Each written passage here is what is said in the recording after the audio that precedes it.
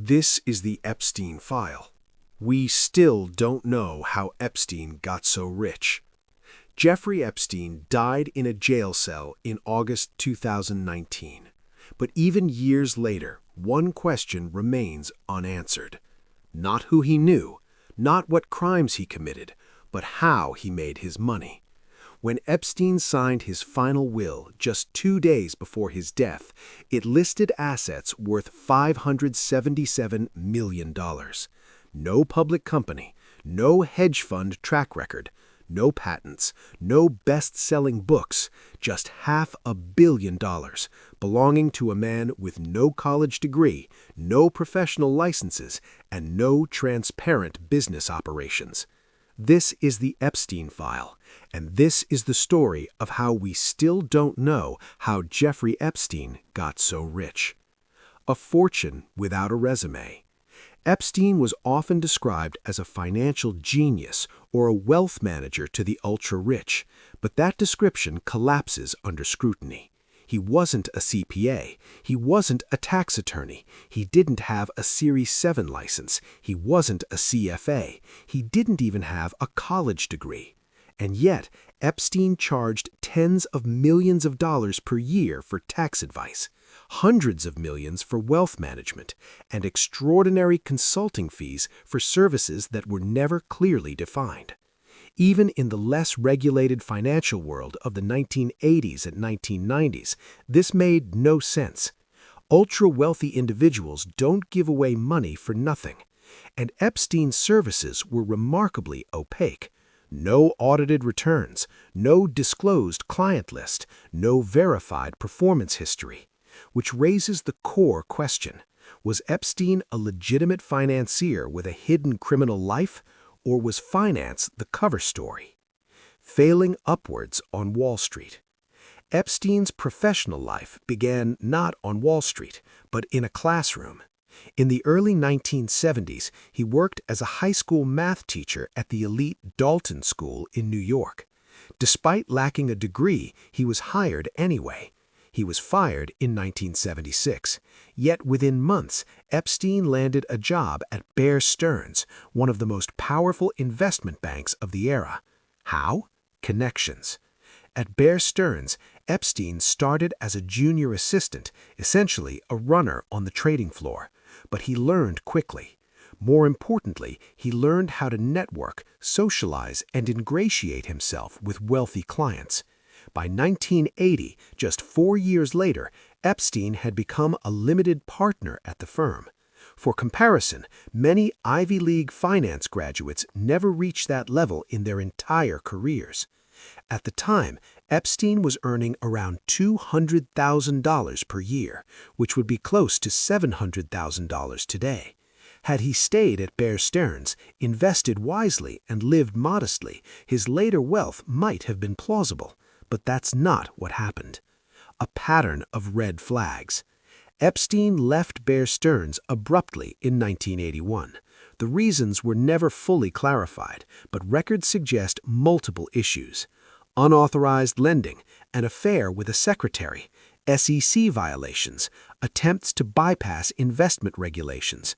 Bear Stearns itself was later investigated for insider trading, and buried inside Epstein's later testimony was a shocking detail. He had already been criminally prosecuted in the UK for unlawful possession of an antique weapon. This pattern would repeat again and again. Epstein was always near scandal, always adjacent to fraud, but somehow never fully held accountable. After leaving Bear Stearns, Epstein founded International Asset Group, a consulting firm whose real activities remain unclear. One of his early clients was Adnan Khashoggi, a key figure in the Iran-Contra affair.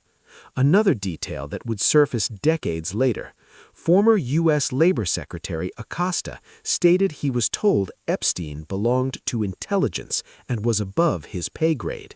Nothing was ever proven, but the questions never stopped. The Ponzi scheme that wasn't his, officially. In the late 1980s, Epstein joined Towers Financial Corporation, a debt collection firm.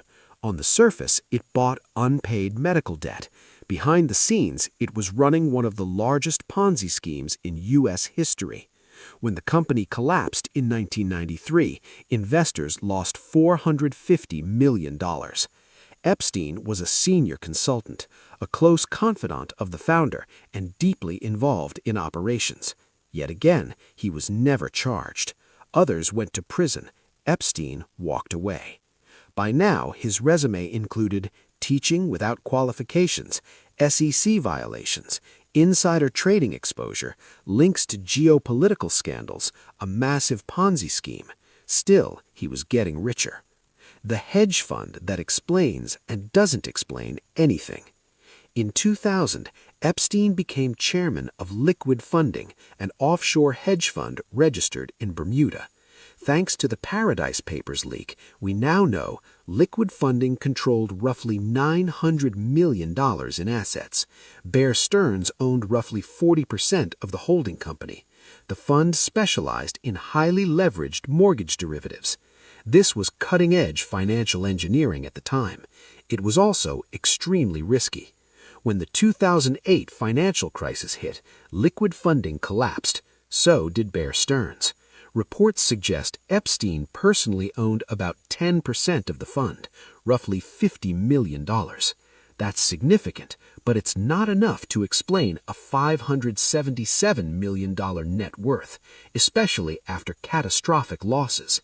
And by all available evidence, Epstein was not a particularly successful investor. Which brings us to where the real money came from.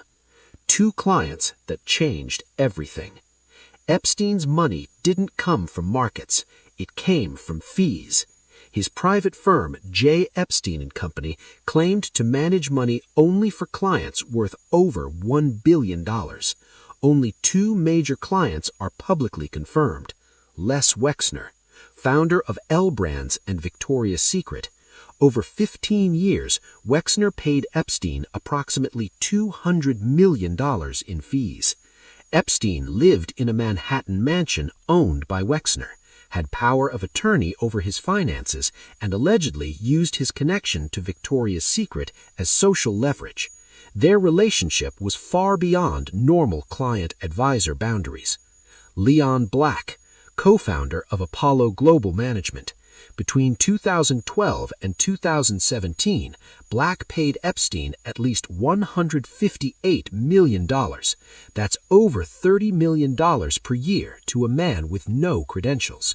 Black later stated Epstein helped with tax planning, but for a world-class financier, the scale of those payments raised serious questions. The money still doesn't add up. In total, documented fees to Epstein exceed $488 million. But here's the problem.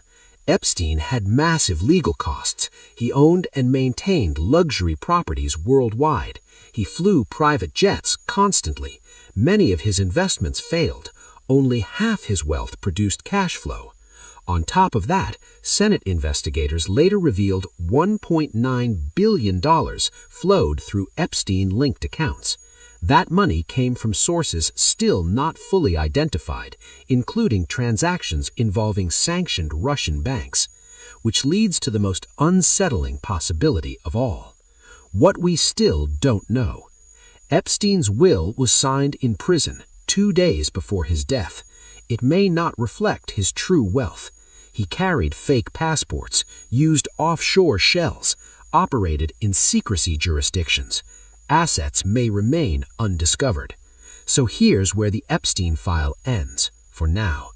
Jeffrey Epstein died wealthy, but not transparently wealthy. His money trail exists, but it's fragmented, obscured, and incomplete. And until more documents are released, until more names are revealed, one truth remains. We still don't know how Jeffrey Epstein really got so rich. This has been Billionaire Net Worth Files. Subscribe for more stories hidden behind extreme wealth.